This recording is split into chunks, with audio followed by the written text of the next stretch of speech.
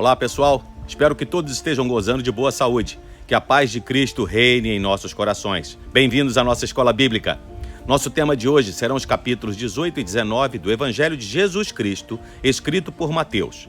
Iremos nos deparar com o mais longo dos discursos de Jesus sobre os princípios do perdão, um tema muito oportuno, quando os discípulos discutiam entre eles quem seria o maior, o comandante depois da morte de Jesus. É óbvio que quando o assunto é casamento, o significado da palavra perdão ganha ainda maior importância. Afinal de contas, a ausência de perdão, sem dúvida alguma, tem sido uma das principais causas dos divórcios hoje em dia. Jesus também vai falar sobre isso no início do capítulo 19 e encerraremos o nosso estudo, sendo lembrados do perigo de deixar Jesus em segundo plano em nossas vidas. Já tem sua Bíblia em mãos? Então vamos lá, Mateus capítulo 18, verso 1. Naquele momento, os discípulos chegaram perto de Jesus e perguntaram: quem é o mais importante no reino do céu?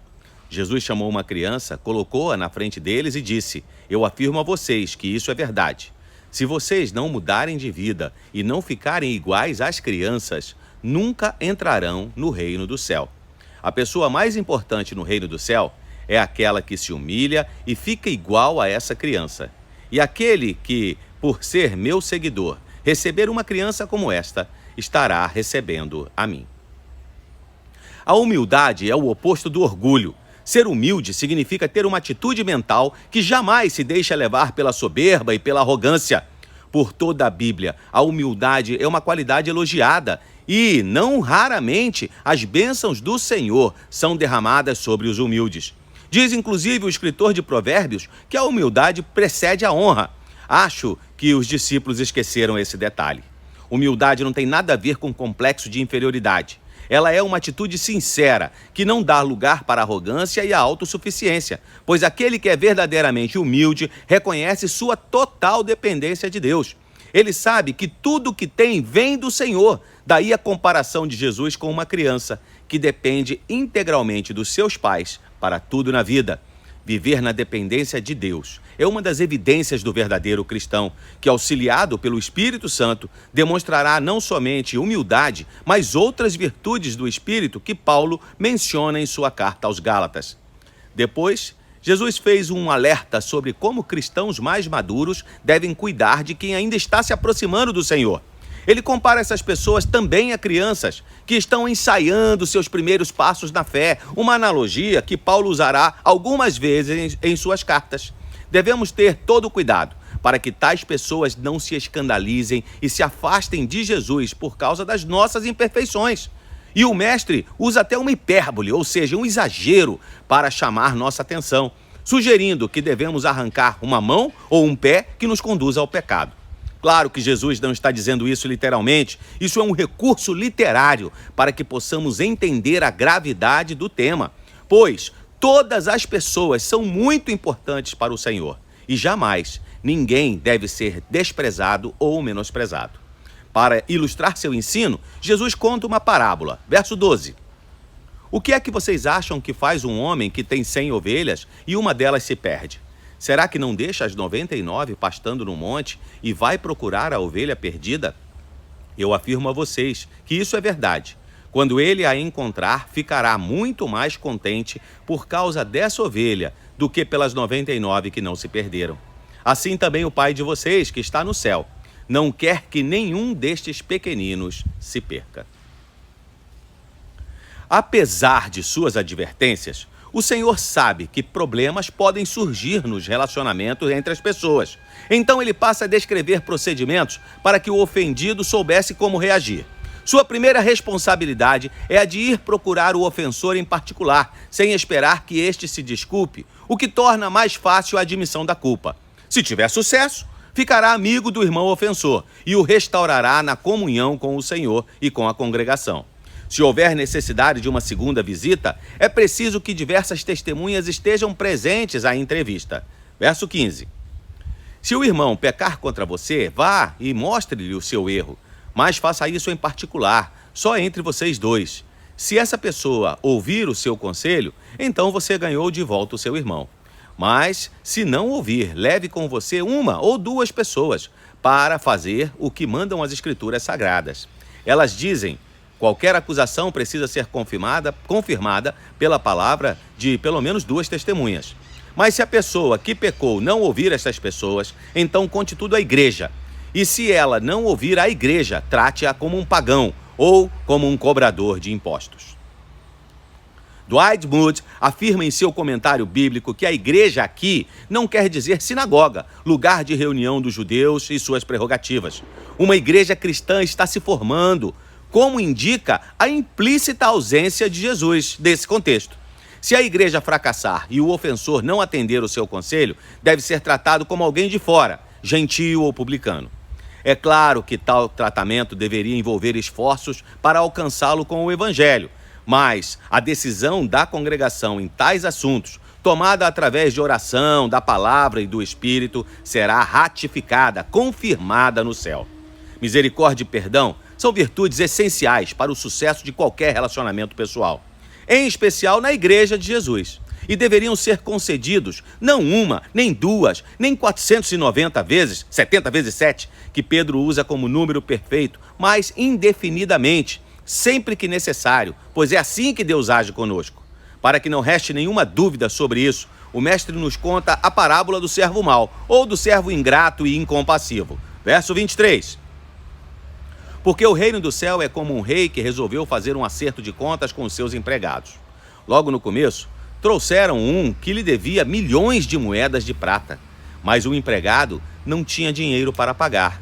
Então, para pagar a dívida, o seu patrão, o rei, ordenou que fosse vendido como escravo o empregado, a sua esposa e os seus filhos, e que fosse vendido também tudo o que ele possuía.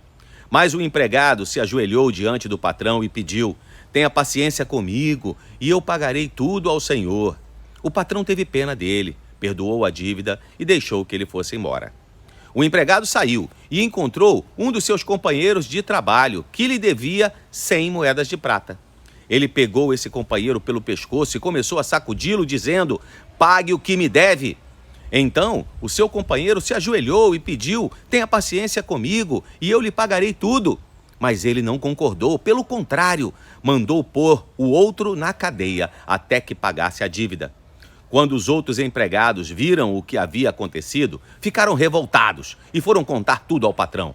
Aí o patrão chamou aquele empregado e disse: empregado miserável, você me pediu e por isso eu perdoei tudo o que você me devia. Portanto, você deveria ter pena do seu companheiro, como eu tive pena de você. O patrão ficou com muita raiva e mandou o empregado para a cadeia a fim de ser castigado até que pagasse toda a dívida. Deus usa de misericórdia para conosco e nos concede perdão. De igual forma, devemos usar de misericórdia com os outros e também conceder o nosso perdão. Pare um pouco, por alguns instantes.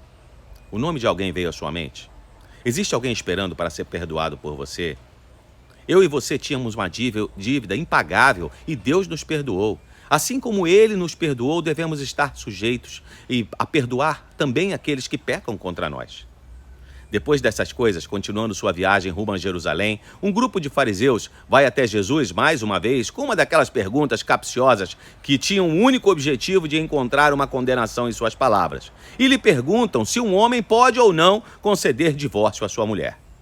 Bem, a pergunta feita mostra que aqueles fariseus pertenciam a uma das duas escolas da interpretação da lei que existiam à época, Shammai e Hillel. A escola Shammai era mais rígida e dizia que a única razão para o divórcio era a imoralidade sexual.